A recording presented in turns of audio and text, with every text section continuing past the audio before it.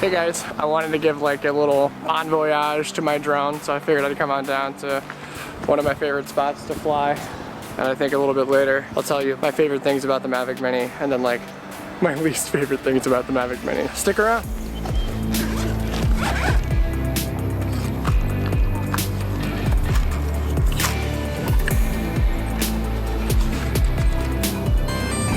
This is some insanity that I just discovered actually. If you have it all set up and it's not blinking anymore, you can bring these together and it'll actually go into this like low mode where it's not quite, doesn't have enough power to take off. But you can indeed fly it without your phone attached, which is pretty insane. And it's also a terrible idea, so I'm gonna put my phone in.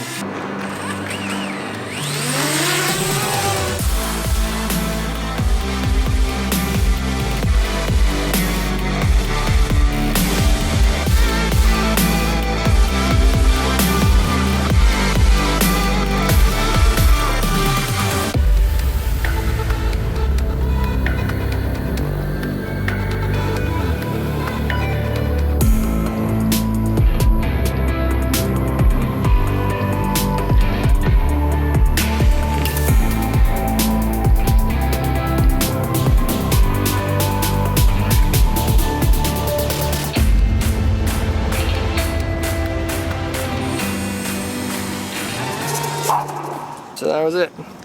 The last flight of the Mavic Mini. Let's talk pros on the Mavic Mini. Can't beat the price, you know, it's $399. With the Fly More combo, after tax I ended up paying about $600. Came with 3 extra batteries, a case, I got the charging dome too, so that was an additional like 50 bucks or something. And overall, it was an excellent beginner experience. I don't think I could have asked for a better beginner drone. Say if I had bought an FPV drone, I would have been way in over my head. But with just a few settings changes, because the default mode is like control mode 2, which if you play a lot of video games like I do, is inherently backwards. So I flipped it. Control mode 3. As soon as I did that, I started getting better shots, like straight away. I definitely love the size. It fits in 3 small slots in my bag, because all you need is the drone and the controller, and the battery pack is the same size as the controller. So you take those 3 things and you're good for over an hour of flight time, which is amazing. The downsides are truly just, like, mostly just the latency. If you're flying it, like just now I was flying around that school, there were a couple times my screen would just freeze on the image, which, you know, always makes you feel super good. You know, your drone is just banking left and all of a sudden it freezes and your heart stops. You're like, cool. But that's nothing compared to whenever I have decided to push its limits and the screen went completely gray. I had to use the mini map in the corner to fly it back. Fortunately, you know, it just hovers when that happens. I'm really glad that they've upgraded it with the new controller, because both of those issues are They're pretty much deal breakers. If you watched my video, The Torch, that initial shot where it went out up over the water, I definitely lost control of the drone and was really worried about getting it back. I got it turned around on the mini-map, but it said that it couldn't auto-return to home because the distance was too much or the winds were too great or something. It was like, fly manually. So I'm flying blind and flew it back to me. It's horrifying. I do not recommend it. Another issue is the phone clip. Having to take your phone out of its case every single time gets really old, because like,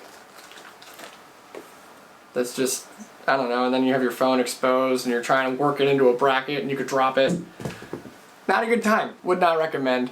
The new controller design is super smart. Nothing, you know, the latency and the range did not end up hurting me. What ended up being the worst thing for me was the lack of power. I'll show you a clip of my drone getting absolutely destroyed. This is actually my second Mavic Mini.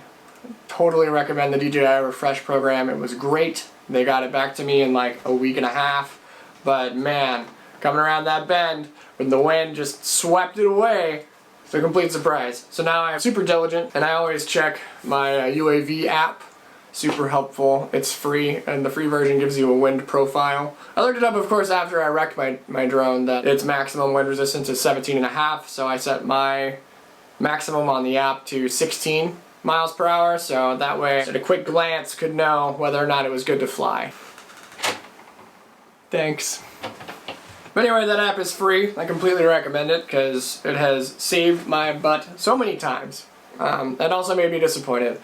So like, I don't know, just living up in the Pacific Northwest, I feel like, maybe it's anywhere, but it seems fairly windy here. Not being able to deal with gusts over 17 miles an hour is kind of a bummer. So I think in terms of overall storytelling ability, I don't think that it is what I need, but I can't recommend it enough for a beginner. I feel like I outgrew it pretty quickly. It's sort of like whenever I was buying a motorcycle, I bought a really big one because I didn't want to outgrow it. I kind of wish I had followed that same logic here, so I'm definitely looking forward to getting the Mavic Air 2 or 3 whenever it becomes relevant to me, because I do a lot of filming on post and I can't fly my drone there, so I literally carry it in my bag every day for nothing. The main point is I would recommend the Mini, and the new Mini especially, because they gave it more power, a better controller, and it's in 4K. So I don't think that people will be quite as quick to outgrow the new Mavic Mini as I was to outgrow the original Mavic Mini. I think that really that sums it up for me. It's a great beginner drone, but if you think that flying is something that you really want to spend some time doing, I would just, you know, save up a little bit more and spend a little bit more cash on a bigger drone. That got pretty serious for a second. We are going to run some dinner over to our good friends' houses. We didn't feel like making Christmas dinner after we got home off the mountain, so we're gonna run over some dinner and see them for a second, and it'll be nice. Making some traditional family dishes for friends. It's always nice. You know what to do. Do the YouTube things. Click the bell. Like, comment, subscribe. Don't text him unless you also put it in the comments. And don't message me, wow, your husband's videos are so great. No, put it in the comments. Thanks.